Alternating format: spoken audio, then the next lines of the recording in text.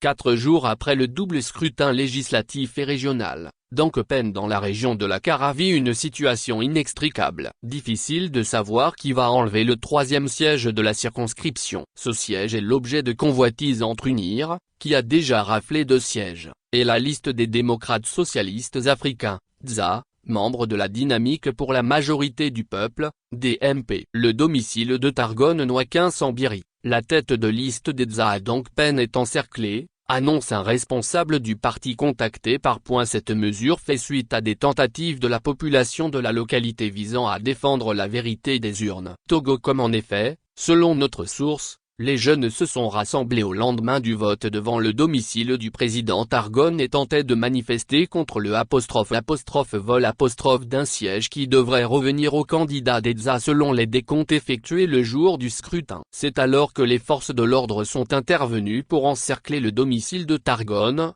qui selon notre source a connu un allègement ce vendredi 3 mai 2024. Néanmoins les forces de l'ordre sont toujours visibles dans la ville et les jeunes à qui des motos ont été saisies sont priés de venir les chercher contre des pièces justificatives. La population a voulu défendre le seul siège que nous avons gagné et les jeunes se sont mobilisés. Puisque la veille, ils se sont mobilisés pour suivre le décompte et ils savaient qu'on avait gagné un siège. Maintenant qu'à la dernière minute qu'on vienne leur dire qu'ils n'ont plus de siège, c'est choquant. Ils ne peuvent pas accepter des choses comme ça et c'est pour ça qu'ils se sont mobilisés pour pouvoir protester et les militaires ont décidé d'encercler la maison du président Targon pour éviter que les jeunes manifestent, a confié Dr Richard Tinjo, vice-président DSA, candidat N-2 de la DMP. Selon les décomptes effectués publiquement dans cette circonscription électorale, UNIR s'en sort avec 2 sièges pour les législatives et 3 pour les régionales alors que la DMP obtiendrait 2 sièges pour les régionales et 1 pour les législatives. Mais contre toute attente,